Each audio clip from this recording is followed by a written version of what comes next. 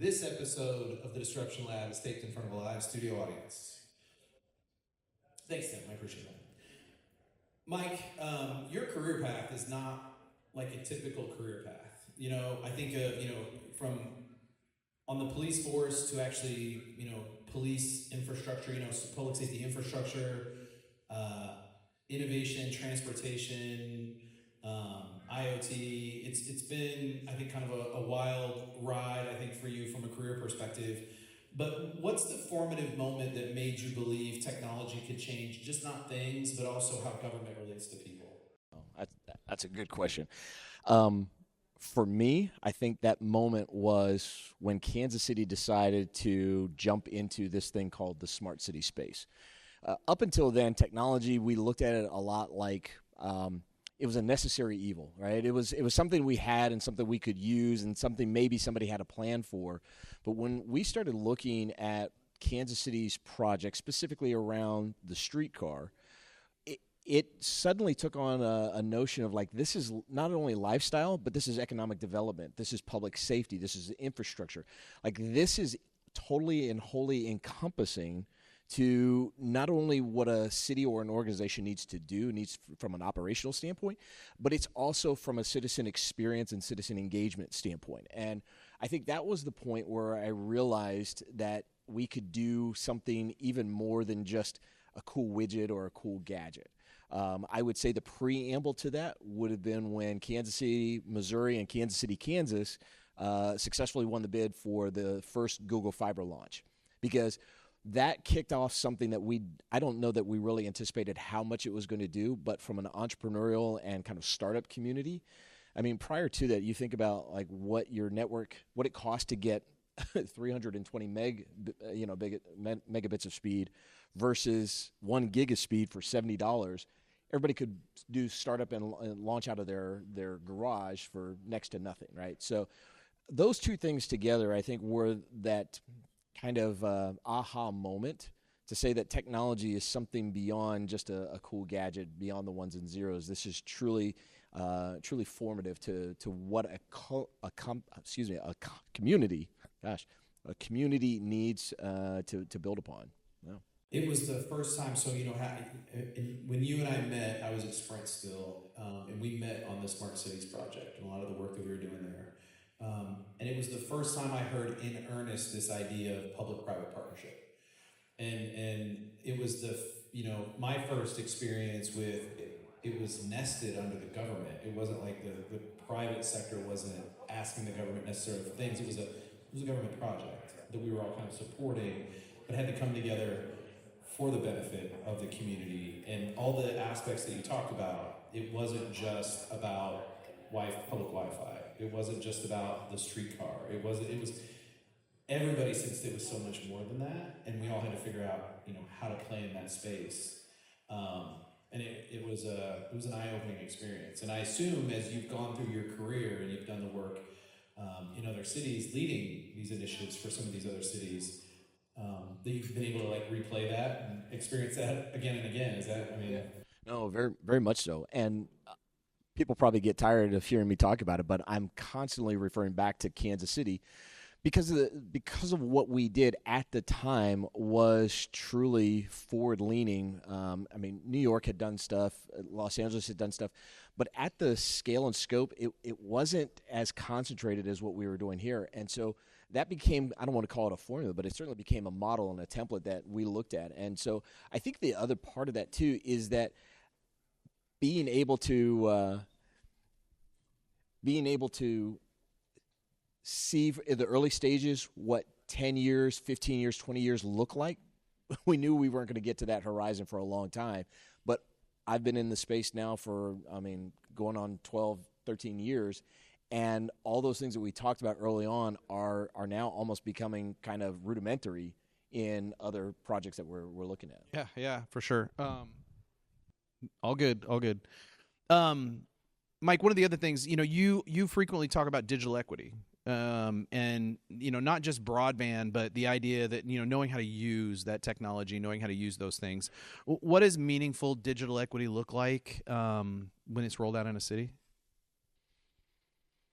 I'll tell you a story before I come into that, because one of the things we hear about digital equity and inclusion, and almost everybody kind of immediately goes to a socioeconomic image of what that looks like, right? When I was the CIO for the city of Sioux Falls in South Dakota, we had an individual that had worked for the city for 20 plus years. It was a field operations technician, and he put in his application to become a supervisor. He was the odds-on favorite. He knew everything, knew the technical, knew all the things that were going on for the job. He got the job, but on day one, we literally had to pull him offline for 2 weeks because he had never had to use email before. All of the employee evaluations were online. All of the finance and submissions and everything was all online. So he had never had to use technology over his 20-year career. And that's a great example that probably most people don't think about when you think about the digital divide. And here is an individual who is clearly contributing to society, clearly part of the upper echelon of the socioeconomic circle, and he was part of that divide too. So I bring that up to say what it looks like, what a good digital equity, I don't want to call it a solution, but a good digital equity approach looks like in cities is when you're factoring all of those different use cases. Because if you get fixated on one component of it, you'll create outliers unintentionally that you now have to create another solution for or anything. So kind of looking for that holistic approach and how are we looking at everybody within the community to bring under that digital umbrella. I never thought about that. And then when you layer in the work that you've done on the public safety side, oftentimes we see this as reactive, very reactive in terms of how we think about it, how we might implement solutions, things like that. How do you see smart city technology, kind of shifting that dynamic towards prevention and trust? I think we had how do you build that trust as you're starting to implement some of these technologies, and how does it change that narrative around public safety or the opportunity around public safety? It absolutely has to begin with input from the community. It absolutely has to be.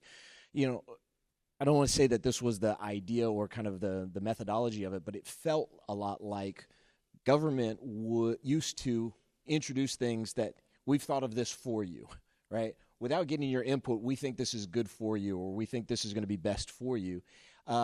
And a lot of times it just happened to be economically feasible or beneficial or operational or whatever for the organization. Shifting that mindset and really trying to understand what the residents are wanting, what they're needing, it's a challenge because when you're thinking about the operational side, and most people would not naturally associate permitting for buildings or anything else as part of a smart city solution. But when you think about the economic drivers, the growth drivers, and things along those lines, if your permitting system is not smart and intelligent and able to match what your builders and developer community is, then you've created a bottleneck, or worse, you've created friction unnecessarily so in that. And when we think about the public safety side, I remember a project, my last few years on the department, I served as the Director of Information Services, the de facto CIO for the police department. And one of the things that we were really looking at was body-worn cameras. And everybody was pushing for it. Everybody wanted it. It was a societal thing. A lot of communities were introducing it. And I asked for a pause. Let's think about what the real implications are. I mean, there's costs, right? We have to buy additional servers. We have to buy equipment. What do we do about storage? What about policies?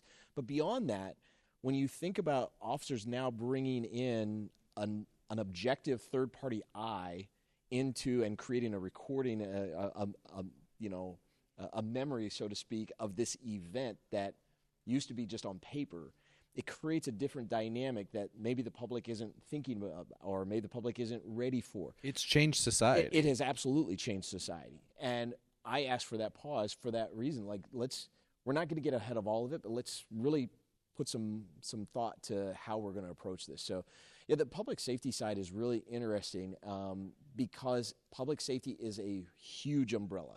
There's a lot of different things that fall under this thing called public safety, and we need to be really responsible and aware of what we're doing and what we're introducing for posterity's sake, if nothing else. Do you think when we talk about public safety that we focus on the right elements of public safety right now, or you think it's sensationalized, or like we're missing the mark in terms of some of the things we talk about and look at? That's a difficult question to answer because it's all from the eye of the beholder, right? And so I don't want to be in anybody else's shoes, but being able to look holistically across a community to see what this area of town needs, or this area, or what this segment of people needs versus this segment, gives you just a different eye for thinking through things. And there are absolutely parts that get sensationalized. There are parts that absolutely get hyperfixated on. And I think it is really important. And I work with communities across the U.S. I work with public safety agencies across the U.S. And I'm happy to say that those kinds of thoughtful conversations, those kinds of mindful conversations are being had before they implement something, not after the fact, which is, I can't say that has always been the case. So that's maybe a good segue. So, like, when you're working with these, with the other cities, and you've seen, kind of an array of decision making, an array of maybe prioritization, and how different governments, local municipalities might be thinking about problems they're trying to solve, those types of things. How do you decide, and how do you see the decisions being made on which of these smart city initiatives get greenlit? Which ones move forward? How do you ensure that they're both scalable and still meeting the needs of the community, from that perspective? And what's the array of decisions and inputs that go into that? Yeah, definitely the trend that is happening now and more kind of on the rise is taking a look at this from how many different things we can affect with one approach. It's kind of like many cities have a dig once policy, right? If we're going to put a hole in the ground and tear up infrastructure and disrupt things, what all can we or should we be doing while we have this big hole in the ground? Similar approach is done in these technology conversations, where they try to bring as many stakeholders to the conversation to understand we may not be able to get all of it today, but we need to be thinking about these things and these things and these things as we're working towards it. And so you're starting to see this iterative approach to technology implementation, where it's not just dedicated to one solution that's dealing with one department, that's dealing with one problem. There's the conversations are being had now where they're taking a holistic approach to it and being able to do it. Perfect example is many cities right now are starting to see almost an exponential growth in situational awareness cameras, video cameras, as well as license plate readers. And that's obviously comes through a public safety lens, but what's also happening is public works and streets departments are looking at this now, because the license plate reader technology and the camera technology gives you incredible analytics to look at traffic patterns, so you don't have to have somebody standing out there counting cars, or you don't have to have strips across the pavement to do it. You're also being able to use situational awareness cameras that have a downward view, that are static, that are watching the deterioration of your pavement over time. So you can track state of good repair of your roads, or start to see where things are going. I'd never thought about that. So being able to see the multiple uses out of a single thing is really what's driving some of these conversations. When I talk about innovation, we were just meeting with a local chamber had come to town, and we were talking about this, the domain of innovation and all the elements of innovation. And I try to make sure everybody understands it's not invention, and it's not just technology. There's so many types of innovation. It could be, business model innovation. It could be process innovation, and all these things. What I hear you saying is there's got to be some level of organizational innovation within municipalities to be able to start to address these things more holistically, because you can't have it siloed. The water department is doing something, and traffic is doing something, and public safety is doing something different. And is that where a lot of this innovation, is that happening, or is that the next evolution of how these projects start to move forward in a better way for the community? So it is happening. I would not say that it's happening across the board, but a lot of your cities are really taking advantage of what technology affords from a scale of economies. So they're looking at from that standpoint. I remember I took the CIO job for the city of Sioux Falls, and one of the first people that I met with was the public works director, and I said, "Open up your project books. What do you have on the horizon?" And we were able to look out. I started there in 2020. We looked out to 2120. We looked at 100 years. Now, he didn't have actual projects, but he knew things that were going to be end of life or, things along the kind of anticipated growth. We were able to look out at 100 years there, and that gave us runway to be thinking about as new technology emerged or as new opportunities to solve one problem, we could count and kind of factor in all these other things that we knew were on the horizon. I don't know how many people are taking it to that degree, but there's certainly the advantage of being able to look out on the horizon and see what's coming. Yeah. So you've had the opportunity to work in public, in the public sphere. You've had the opportunity to, in government, startup, IoT firms, and it is an advisory role now. And so you're doing a lot of advisory work with these different organizations. What structural or cultural barriers have you found kind of the hardest to shift? And how do you do it? I think number one, the hardest cultural component is stop being reactive. And that sounds super easy, but I will quote one mayor who will remain nameless, when I brought a great idea, great innovation technology component that would have been an investment for the city, he very, very calmly and very honestly said, that hasn't risen to the level of a problem yet. And I get it, but that's also sad, right? That a community can't take time to make the investments it needs because it's focused on being reactive to what the current problems are. I mean, by the time it's a problem, it's too late. It's too late. Yeah. Right. Yeah. And that this isn't a finger pointing piece, but it's being able to find the time, because that kind of time and that kind of ability to pause and take a step back, that's a luxury. Not every community gets that, and not every community has people on staff that have the ability to do it.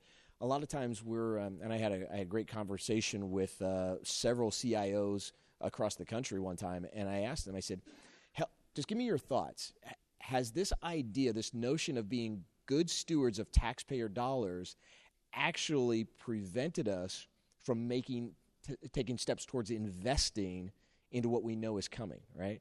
The idea that we have to be good stewards, we end up almost in a mindset of cost versus investment. And I don't know that anybody's going to untangle that, but it's definitely something that we need to be talking. How do you see, what is the opportunity to change that? How do you manage that shift, or how do you start to get, so let's go to your mayor example. How do you get a mayor like that to understand the value in, no, you can't.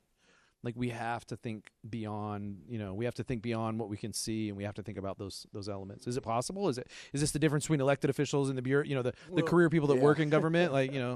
Well, so we can go down a rabbit hole on this, but it's going to sound a little cliche, but it takes a village, right? You have to know who the stakeholders are. You have to know what the interests are and what success looks like. If you don't have an idea of what the final outcome could be or why you should be driving toward it, you're going to have a hard time convincing anybody to turn loose of any kind of resources, financial, personnel, or thought, even thought leadership. So you have to have an idea of what you're trying to accomplish. This is one of the reasons why I recommend to people, especially whether it's public or in the private sector, in corporate business, I encourage them to take a look at this from a place of being intentional, right? Don't just be reactive, but be responsive. Learn to be responsive to this, because as you're looking at these problems, the problems themselves will probably never ever be exhausted. And even if you solve this one, another problem is going to pop up.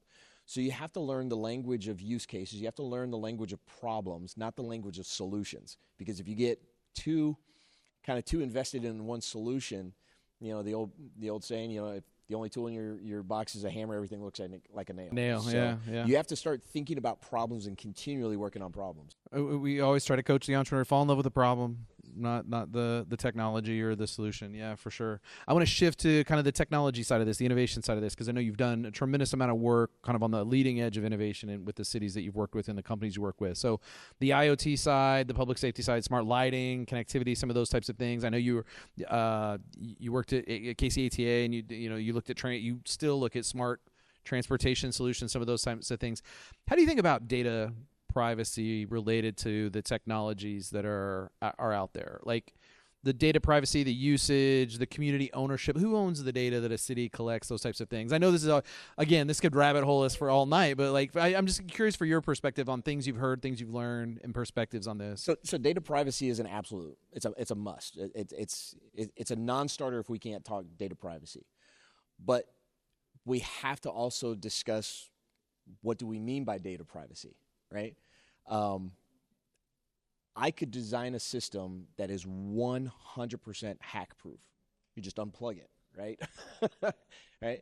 But you can't use it. So now you have to find the sweet spot between that. If I plug it in and it's connected, it's also vulnerable. Well, how much vulnerability do I need, and how much vulnerable can I metabolize on this?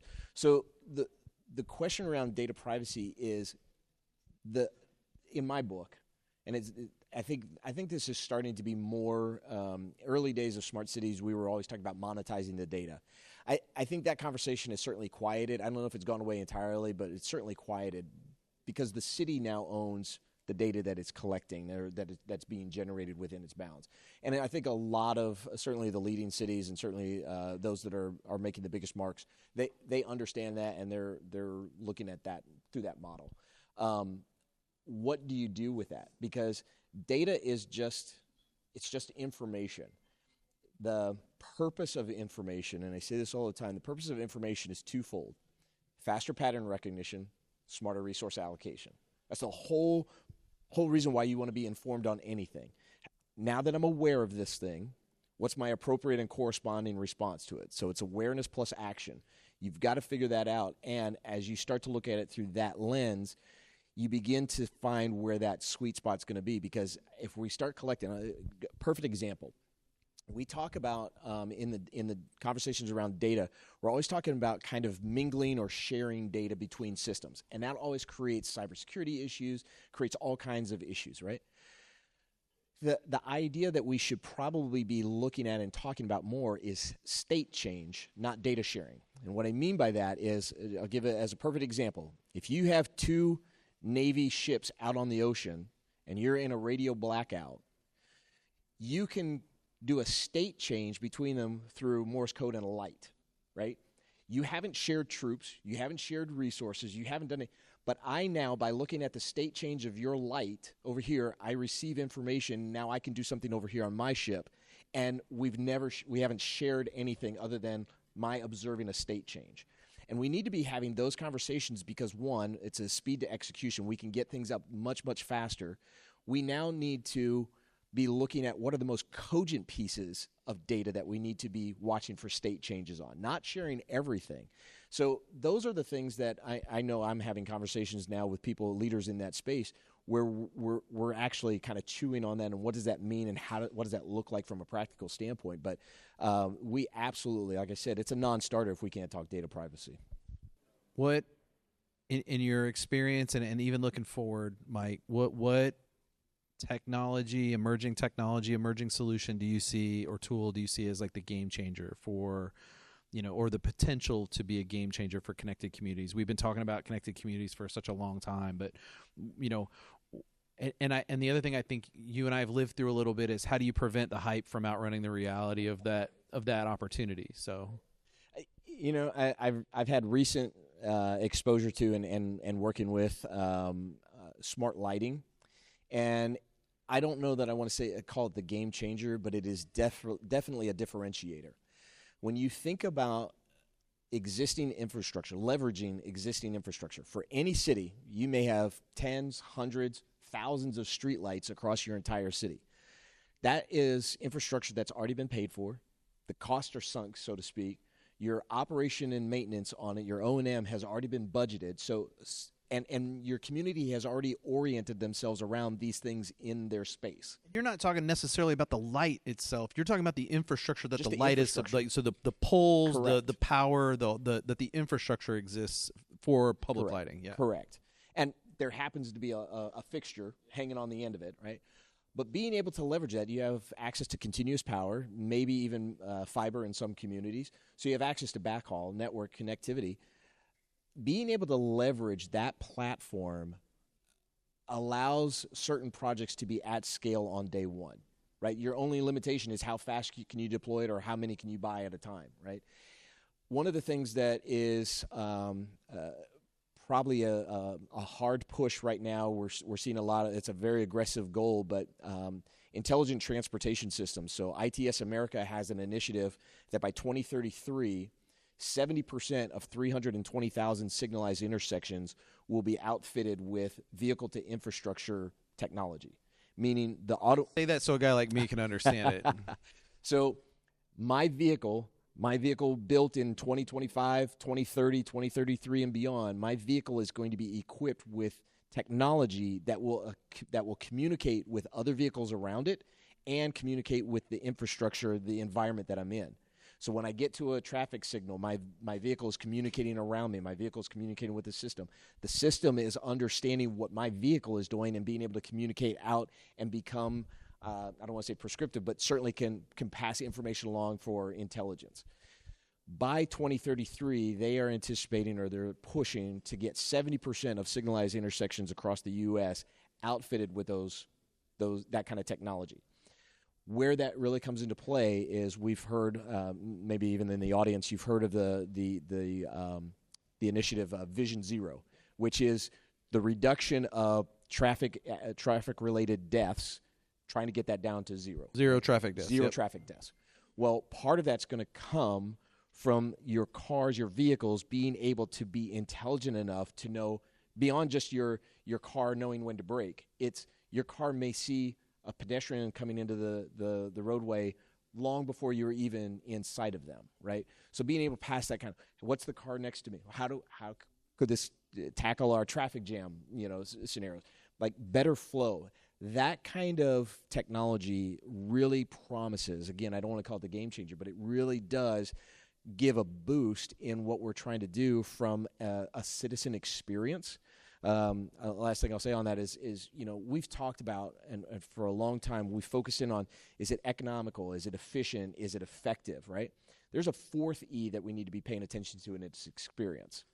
So how are these things creating and crafting a grand experience for anybody working, visiting, playing, whatever, living here within the community? It's funny you say that because when you look at GovTech solutions and GovTech companies, and I think that's the mantra that they've all been pushing is if you want to rebuild trust amongst citizens and government, you have to improve the experience of those citizens, period.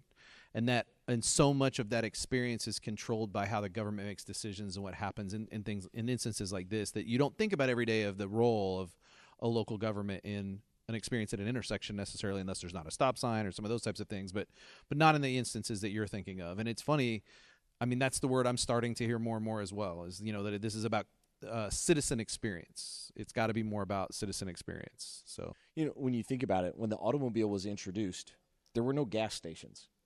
Right? There was no roadways. There was no infrastructure to support it.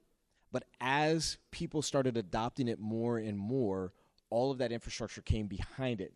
Things started getting cheaper. Things started getting more efficient, more effective, more economical, and the experience changed as safety improved and et cetera. Right? The same thing is happening with technology. Right? What we're looking at now was science fiction 20 years ago. Right, and now it's almost we're almost upset that we don't get to do X, Y, or Z. Right, when the system goes down, we don't know how to find our way around it. Right, and as that infrastructure starts to build out even more, we're going to do things. I remember asking a few years ago, like when 5G was rolled out, I would just ask random people, like, "Do you know what 5G is going to give you?"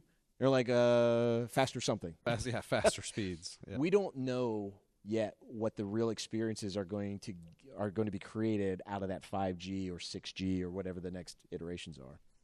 I used to hate that conversation. I worked in a telecom. Yeah, that's right. And so it was always the network guys would say, hey, we're going to launch 5G. It was like, great. What do we get? Faster speeds, better downloads. Like, all right, what do the customers get? Faster speeds, better downloads.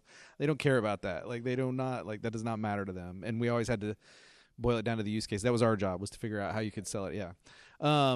I want to shift again to the leadership, the personal insights that you've gained through kind of the journey that you've been on. And so oftentimes when you're leading in these spaces, I mean, when we were talking about it earlier, government, I mean, it's heavy, slow, these heavy legacy systems. It's not necessarily the people sometimes, it's just the infrastructure that you're dealing with and the huge changes that have to take place. But this creates a lot of resistance. What's one failure or, setback that you had to endure, as you were kind of doing some of these things? And what lessons did you learn from it that still kind of guide you through your experiences now? There's not one particular, but as a former CIO, I've had to kind of replace several legacy systems. I remember moving from the mainframe to a .NET platform. I wanted to retire. I wanted to retire way early. Going through that, I think more than anything, what I have learned through this is that the three keys are people, process, culture, right? We can talk about the ones and zeros all day long, but you have to look at your people, you have to look at your process, and you have to understand your culture. Because digital adoption, we talk about digital transformation all the time. The real challenge is digital adoption, right? When you think about, if anybody in the audience or anybody has gone through this, when you think about overhauling a system or bringing in a new system, typically that's where we see it. What we forget is the people who have the cultural currency as subject matter experts on the system as it is today. They didn't get it in one day. They got it over a span decades, maybe 20 years, right, of trial and error and just learning over and over and over again, right? Their greatest fear is not being able to deliver on the expectations that the rest of the organization has of their expertise on day one in the new system. And those people, for that reason, not because of any personal thing they're not Luddites. It's not that they don't want to progress. It's I don't want to let the organization down. That is what I've learned. And if you don't understand how to bring them in early on, first of all, to let them know their cultural currency may be diminished, but it won't be pennies on the dollar. It might be nickels on the dollar, or it might be a dime on the dollar, right? That their cultural currency is intact, and that's like one of the biggest lessons that I've learned over time is being able to take care of and watch them through that. One, if they feel secure, they'll be your biggest champions. If they don't feel secure, they will be your biggest frustrators. Yeah, that makes total sense. What personal values or practices keep you grounded when you're kind of pushing, innovation in systems like this that are designed for status quo? Yeah. I had a college professor who she gave me two very, very key nuggets that I hold on to. One, there's no place called smooth sailing. Two, everything is subject to change. Yeah. Like that idea that there's no place called done. We're never going to be done. There's maybe a next milestone, but there's no place called done. And being able to have that kind of mindset of just continuous improvement, continuous iteration, those have been kind of my grounders. So having the opportunity to work with a lot of leaders, I'm going to talk a little bit about what you're doing now and like kind of where you're headed. You have the opportunity to work with a lot of high performing individuals that are, I think when we were talking about it, you described them as, they're at 95% and they're trying to unlock the last 5%.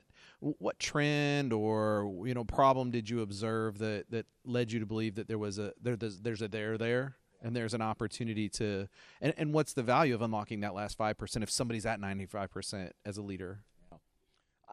I would love to say that it was not my own experience that led me to the there's there, right, yeah. But it was. This was an experience that I had as a self-recognized A player, type A player, hard charger. I can do anything through grit and brute force, and I realized that there was a point that I reached in my career and I reached with my work that I was getting diminishing returns regardless of how much more effort I was putting into it, right? It was, I could give so much more and try even harder. The reality is anyone, and these are arbitrary numbers, but anyone just through learning and knowledge and just discipline and, determination, you can unlock 95% of your potential, right? But to get that last 5%, using the same tools that you've spent your entire career honing will be maddeningly frustrating because those tools don't work on that last 5%. And being able to unlock that is not just about getting the last 5%. It literally opens up an entire realm that you didn't even know was there. And maybe it's a kind of squishy word, but you literally redeem all of the discipline and grit and brute force and determination because you understand how it's going to apply in a very non-determinative way. And so there are a lot of high performers out there, either by title or success, entrepreneurs out there and so forth, that they recognize that they have success, but they haven't hit significance, right? They have mastery, but they don't have meaning. And when that question gets posed to them, it's an instant aha, like, son of a, you're in my head because that's exactly what I'm feeling right now. And it doesn't take long to kind of have that conversation. Oh, my simplistic mind, I'm thinking of it like the video game where you're like trying to get past the level, and you just can't make it. But then when you do, you like open up this whole new like level of opportunities and experiences. So if you could redesign one part of how cities deploy technology, anything from procurement to deployment to oversight, anything is on the list. Anything's open game right now. What would you do? What would you remake first? And what would it look like if it was done well? I think the biggest thing that I would change is a mindset, a shift in mindset to think in terms of investment versus cost, right? Think in terms of investment versus expenditure. Find a way to communicate a message to the stakeholders, taxpayers, or whoever else. Find a way to communicate a message back that says, we're not going to get this right first try, but we will get this right. Because technology is moving so fast, it changes so frequently that if you try today with what you're thinking about, you've already missed it. If you can't have that kind of elasticity of thinking, you've already missed it. And you will be implementing something that's not only outdated, but can't morph into what's needed tomorrow or 10 years down the road or whatever the case. The other thing I would say is you have to look at your processes first. If you have amazing processes, you can overlay and rip out and overlay again any technology you want. If your processes are junk, or if your processes are antiquated and not thinking about what the experience is, you can overlay the most cutting edge technology and it'll still be junk. How much of that is driven by this idea that we have so many career individuals in some of these seats and there's not maybe the fluidity, because this is how I've done my job for 20 years. Well, that was 20 years ago. I mean, I don't know if you've looked, but a lot's changed. Like, how much of it is driven by the people in the seats and the idea that we don't have some way to, I want to say flush it out, because that's not what I mean. I mean, but like this idea of that change management 100%. Of people. Yeah. You're hitting on a really key point, because I don't remember who did the study, but I remember the average tenure of a local government employee was 17 years. And that tenure they were looking at people who had not progressed into supervisor positions, right? So these are still people in the same seat. These are still line staff workers, right? Maybe they're an analyst 1 or an analyst 2 or an analyst 3, but they're still line staff over 17 years. The reality is the way the job descriptions are written doesn't ask them to be innovative, right? You're asking them to check these activities, and they've done that swimmingly for the last 17 years. How do you get them? How do you begin to have the conversation to say, how would you fix it? If you were designing this again today, how would you fix it? What would you do differently? You've got to engage those conversations, because they're the ones that are feeling the frustration. You also got to go back to what I said. They also have the cultural currency in it. But that's your deepest bed of information. Your wealth of information is right there in the people that have their hands in it for every day for the last 17 years. But if you've never incentivized them to be innovative, why would you expect them to be innovative. Now, some people are that just by nature, they're always poking the box and looking for new ways to do things. And usually those are the people who find their way up or out in the organization. You've got to find a way to kind of get that and build that into it. Now, you can't innovate every day, right? Because nothing will ever get done, right? But you do have to find ways to continuously think about that. And there's a practical way to do that. If you want to fix the things in your company that have been broken for the longest time, it's all about incentive alignment. It is 100% a question of incentive alignment. Have you incented the people who understand the problem, or the people who present the problem?